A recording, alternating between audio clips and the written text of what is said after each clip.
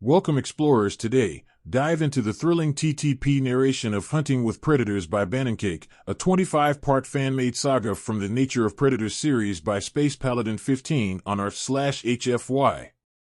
Memory transcription subject, Vikri, Venlil volunteer crewman of UNS Cardinal. Date, standardized human time, October 31, 2136, 14 days after the Battle of Earth. After weeks in the wilderness, being inside a moving vehicle felt odd. Stressful even. The low rumble of a combustion engine vibrated the cabin while I shuffled to get comfortable in the back seat. Even by human standards, gasoline engines were old technology, but fuel was much more accessible than electricity in our situation. Sigra was wedged between Tenga and me in the back seat, still wrapped in a blanket. I was careful not to lean too close and risk getting stabbed the next time something spooked her. A human soldier leaned over the steering wheel, his head practically resting against the windshield. The stark white rays of our headlights were clearly outlined in the fog and snowdrifts flowing across the road like water over a rock. Foster sat next to him, offering a second pair of eyes. I could hear the chains around our tires rattling and scraping every time they made contact with the pavement. I looked to the glass behind me, where Grant and 5 others were huddled together. A fabric covering placed over the bed of the vehicle sheltered them from the bitter winds but did little to preserve heat. Through an opening behind them, I could see the other truck tailing behind us. It carried our supplies, 2 soldiers, Querek and Reese, who volunteered to drive. Aside from Sigra, our total number was 14. 12 humans, 2 Venlil.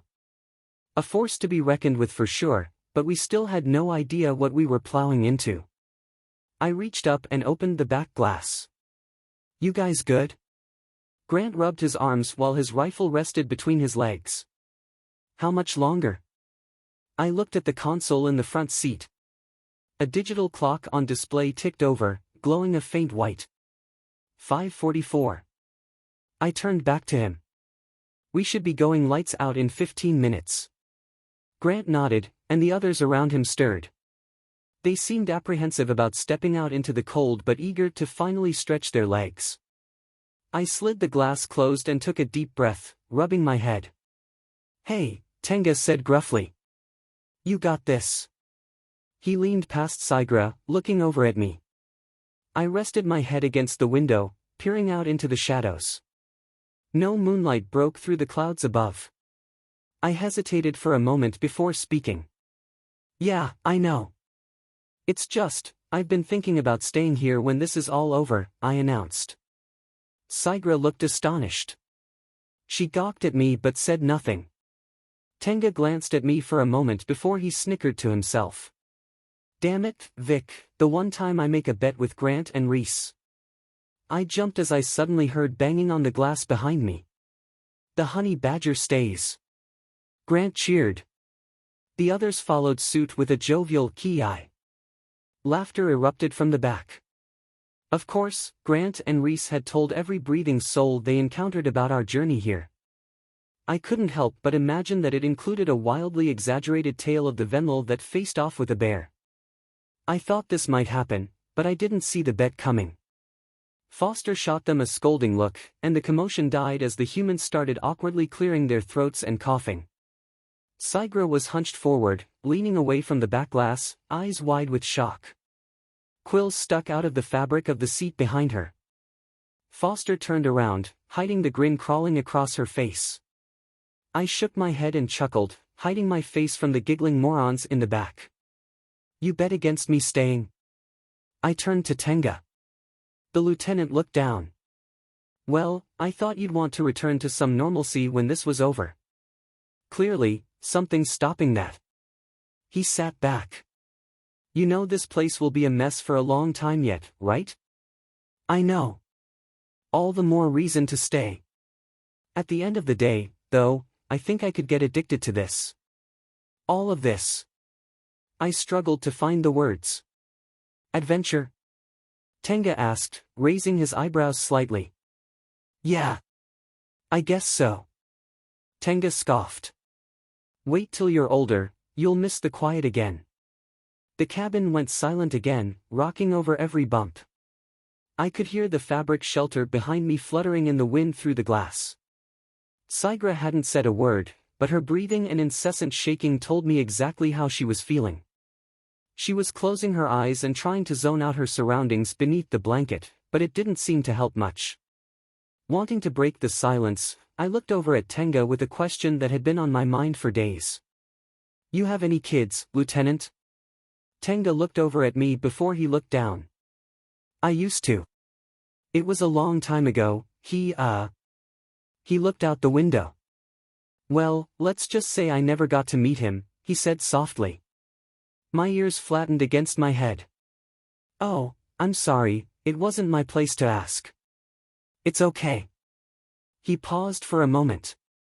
While that was happening, I was on the other side of the world fighting a senseless war. He sighed. "Vic, I know there's a lot at stake, but don't make the mistake I did. You could do a lot of good for us without being anywhere near the fighting." "Same for Querek." I leaned past Sigra.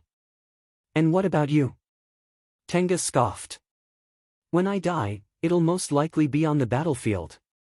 I accepted that years ago. It doesn't have to be the same for you." Before I could speak, Foster turned around. 6 a.m. "Get that tablet powered on."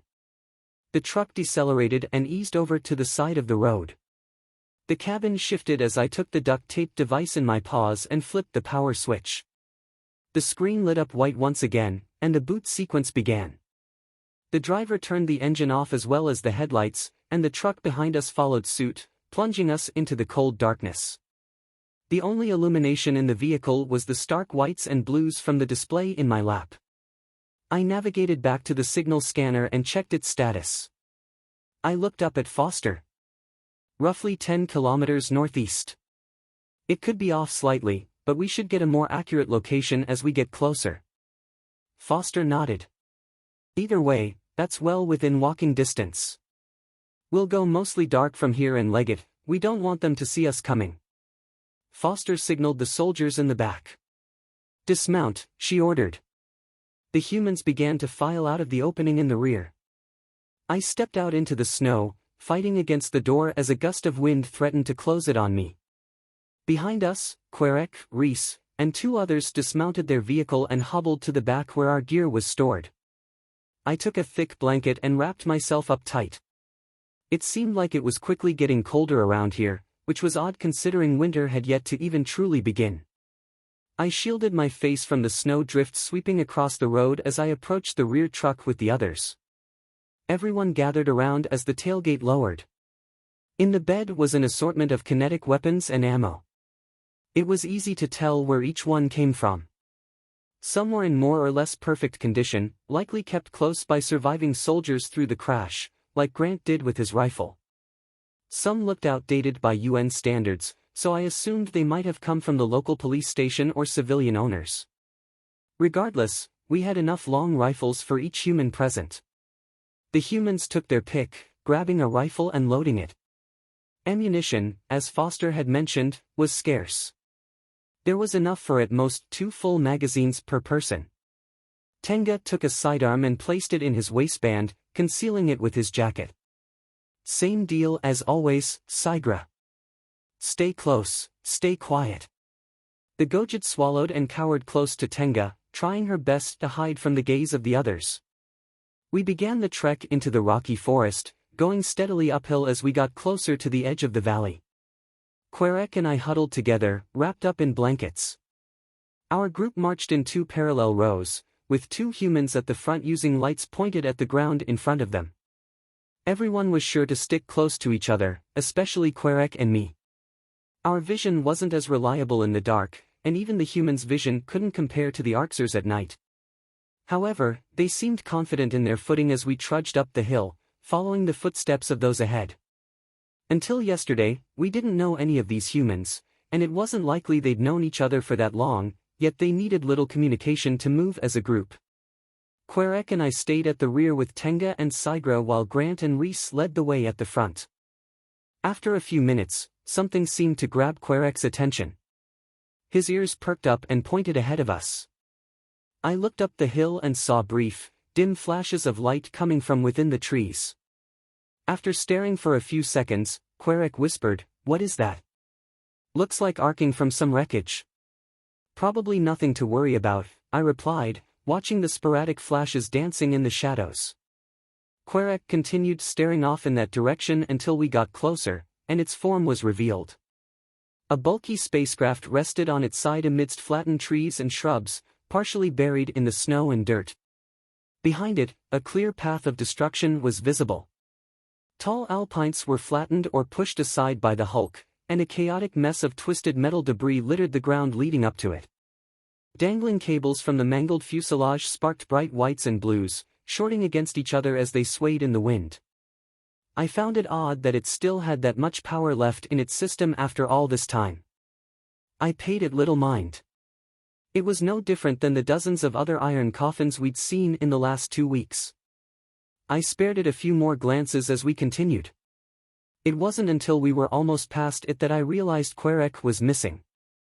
I turned around, looking for the injured Venlil, but the shadows were impenetrable. "Hold up!" I shouted. The line halted. "Querek!" My call was answered only by more hissing arcs from the wreckage. I looked to Tenga. He was just here. "Damn it," Tenga grunted, getting a flashlight from his jacket. He turned it on and immediately revealed Querek on his paws and knees in the snow, apparently digging for something. Tenga squinted. "Querek, what the hell are you doing?" The Venlil continued digging as he replied. "Tenga, bring that light over," he said between breaths. "What's the holdup?" Foster shouted down. Tenga sighed. "Give us 2, he grunted as he trotted back to the hill, steadying himself on his spear. He stood over Querek as he shined the light down at him. "Querek, what the hell is going on?" As I approached, I realized that Querek was digging up a piece of debris from the wreck. He swept away the snow from a flat piece of metal, revealing white letters and numbers painted in bold on its surface. It read, RQ-15. Querek froze as he huddled over the debris in the snow. His eyes darted back and forth as he seemed to read the faded characters over and over again. "Querek, what's going on? What is this?" Tenga asked in a rushed tone. The Venlil fell backward into a sitting position, still gazing at the slab of metal. "This is my ship," he said shakily. It felt like cold water washed over my face as I looked back at the wreck. Sparks fluttered to the frozen ground from out of the twisted metal. The cockpit faced away from us, but I realized there was a good chance that Nayla was still in there. The state of the ship didn't bode well for hers. I looked up to Tenga, who appeared to have the same thought process. Behind us, Querek's breathing started to get faster. "Oh fuck," he choked as he stood up. He began stumbling away before Tenga and I caught up with him and propped him up. "Querek," Tenga muttered softly. The pilot was shaking where he stood. His gaze never left the ground. Tenga drew the Venlil's head into his chest somewhat firmly as Querek started taking ragged breaths through his teeth. I heard footsteps behind us as Foster walked up to the scene. "What's going on, Lieutenant?" Tenga turned to her, still holding Querek's head. We found his fellow pilot," he whispered, nodding toward the wreckage. Foster swiveled around for a moment before turning back to us. "I see," she muttered solemnly. "We'll recover them on the way back, but we can't stay here." Tenga took Querek by the shoulders. "We've gotta go, buddy." Querek sniffled. I know. I didn't think it would be like this." As we gawked at the husk amidst the trees for a few more moments, a new light glowed in the darkness, creeping up from beyond the crest of the hill. It wasn't a steady glow, instead, it pulsated rapidly, like a strobe light. It got brighter as seconds passed, bright enough to illuminate our surroundings as if the sun had risen. Then, in an instant, its source flew over our heads at hypersonic speeds. The silence was violently broken, and utter chaos was unleashed as the object sailed into the night. I tumbled over as I was blasted with a dense column of hot air. The tablet in my paws went tumbling down the hill. My ears rang as a sonic boom shook the very earth beneath me. The sound that followed was akin to a rocket blasting off right over my head. Panting, I rolled over onto my stomach, watching the light streak through the sky, drawing a line of blue beneath the clouds. A flurry of snow, pine needles, and small debris settled around me. As it approached the horizon, it suddenly veered to the right, moving parallel with the ground. I scrambled to my feet and peered out at the horizon, mouth agape. The light disappeared in a blinding flash. Darkness reclaimed the mountains for a moment before a fire trail ignited and began descending to the ground, coming in our direction. The sputtering flame revealed the silhouette of a ship plummeting toward the ground. The twin-engined craft rocked and reeled as the fire slowly died away. Everyone watched in stunned silence as the craft regained some control, getting its landing gear out just before slamming into the pavement a few hundred meters away on the highway below us. The datapad, I gasped as I frantically began looking around. The others stood up, rubbing at their heads and ears while we all searched for the device. I walked down the hill where I saw it rolling and found it lying against a tree. The casing had separated, leaving a large gap between the two metal shells. No. No, no, no, no. I strained as I picked it up out of the snow. I flipped the switch.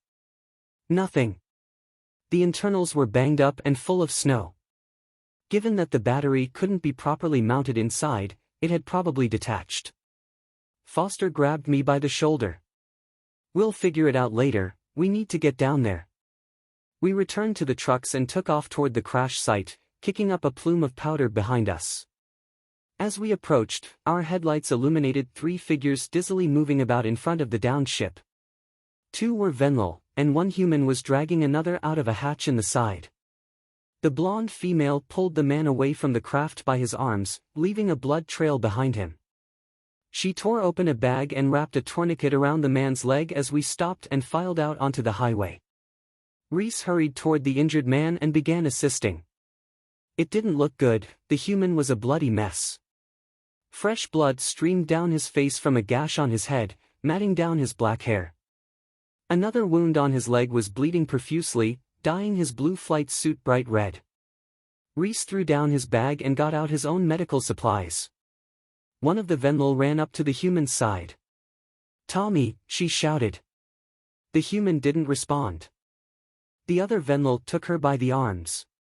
"Let me see him, Nell," he said, gently moving her aside. He crouched down and applied pressure to the wound on his head while the female worked on his leg. The two seemed trained. The female human turned toward us.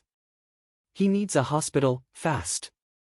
Her tone was urgent yet calm and professional. "Nearest one is 90 kilometers away," Foster replied, surveying the man's wounds as she leaned over the group. Tenga paced for a moment. "How long can you keep him stable?" The Venlil inspected Tommy's head. "He's breathing but otherwise unresponsive. He could be hemorrhaging, we might have mere minutes. We have some medical equipment on the ship that would help, but," he looked at the whole riddled mess behind him. "We'd need to restore power and pray it all still works." "Vic," Tenga said, nodding toward the ship, "have a look." "You too," he added, looking at Querek. The ship was a multi-role air and spacecraft. It had large engines mounted to the ends of both wings, which could rotate to allow it to land and take off vertically. I had seen this type of ship a few times but never worked with them closely. The engines, however, were clearly Venlil tech, so I was familiar with many of the included systems. The airframe was full of small holes, a few of which perforated the thick cockpit glass, which would explain the human's injuries. All things considered, the ship seemed surprisingly intact. I entered the craft through a side hatch. The rear cabin was spacious, accommodating storage cabinets lining the walls and ceiling and a pair of gurneys mounted on hardpoints in the center. I squeezed my way into the cockpit. Two seats were mounted snugly side by side in front of a console wrapped around the interior. Everything seemed to have power, likely thanks to the batteries. According to ship diagnostics, the reactor was still intact but was unable to start. Querek got my attention from under one of the wings outside. "Vickery! The coolant!" I returned to the door and leaned out to see a puddle of purplish liquid forming near where Querek stood. I grabbed my tools from my bag and detached the panel, revealing the piping inside. The coolant line had a huge gash running the length of it vertically. The viscous purple liquid inside dripped down to the ground. Without coolant, the startup sequence wouldn't even begin. The reactor and the engines might detonate if it did. "What do you got?" Tenga asked, helping move the wounded human to a door on the side of the ship on a stretcher. "Coolant line has a giant hole in it. Reactor won't start without coolant," I answered, studying the gash more closely with a small flashlight. "Can you fix it?" Tenga asked urgently. I didn't have anything to make a patch that big with. The entire pipe section would need to be replaced. I would need something that could withstand the pressure, at least for a little while. Something metal. As I tapped my paw, thinking, I had an epiphany as I remembered that we got here in combustion-powered vehicles.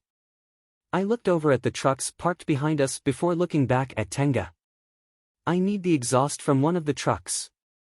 "Make it quick," Tenga grunted as the group lifted the man into the door. I ran over to the nearest truck, practically diving underneath it. Rather than detaching the entire system, I took my plasma cutter and cut off a long section of the exhaust. The pipe sizzled and steamed as it landed in the snow beside me. I slid out from under the truck and hurried back to the ship, tossing the hot metal tube between my paws. I set it down and cut out the damaged section of the coolant line, throwing it to the ground with a clang.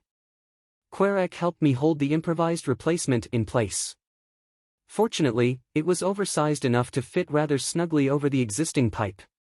Querek and I pinched it in place with a large set of pliers, and I rushed to weld the pieces together. I doubted it would hold for very long, but if it got coolant to the reactor, we might be able to save this man's life.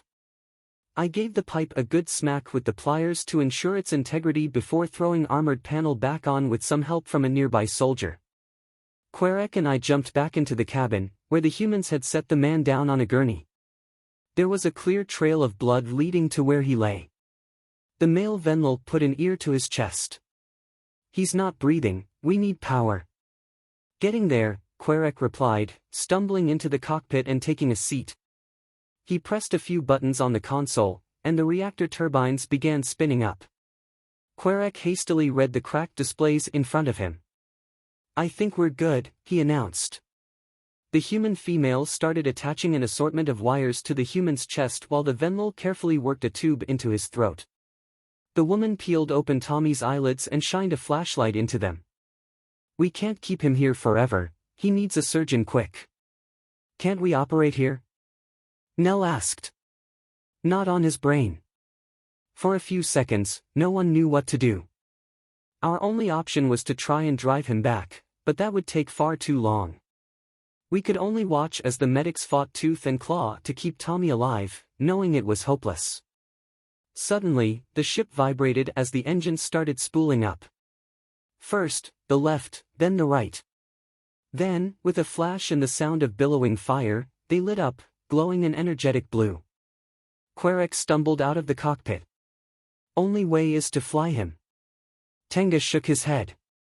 "Querek, this thing just survived a hit from a missile, you aren't flying it any." "Engines and avionics are functional." Querek interrupted. Everyone seemed surprised. "Yeah, it's a pretty heavy craft, shielded too.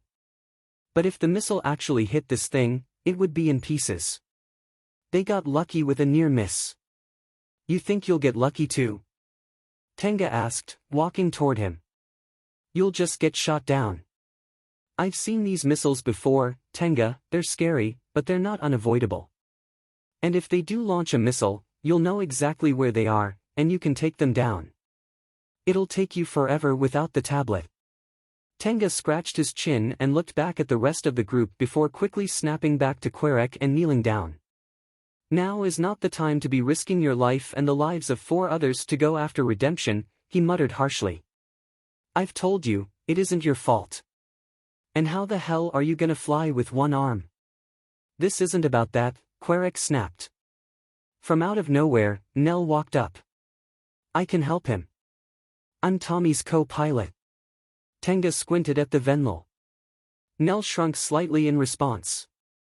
What were you guys even doing out here? Tenga asked. We were scanning wrecks for survivors. I guess we found you.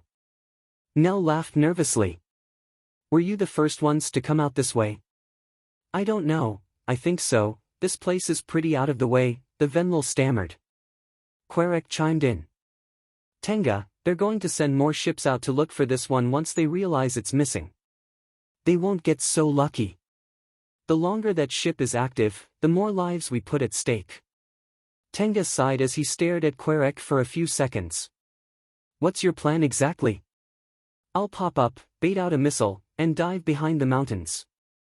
I can lose the missile if it's using onboard tracking, but not if it's getting data from the ship's sensors. As long as I stay out of line of sight, we should be okay. There's plenty of terrain to hide behind.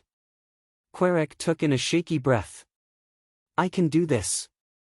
They don't have to come if they don't want to. I'm in, the female human called out. I'm Laura, by the way. The male Venlil sighed. I suppose I am too. Tommy would do the same for me. The name's Byron, nice to meet you. He waved a bloody paw. Querek waved back awkwardly. Cue Querek. Tenga looked back at them briefly before turning to me. Vic, will the cooling line hold? I rubbed at my bandaged forearms. As long as it isn't stressed too much, it should. The more workload he puts on the engines, the higher the pressure will get, and the fluid will start leaking out.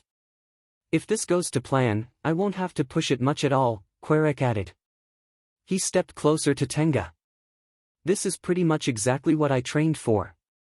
The only difference is I've got a dying human on board instead of a nuke. Tenga stood up to his full height, overshadowing everyone standing around him. He took a deep breath before turning around. Commander? Foster looked at Tommy before looking Querek deep in the eyes. She sighed. It's risky, but, well, so is everything we were doing anyway. He's got a point, we'll be out here all morning without that tablet, and we're pressed for time now more than ever. She looked at Tenga, taking a deep breath. Let them do it.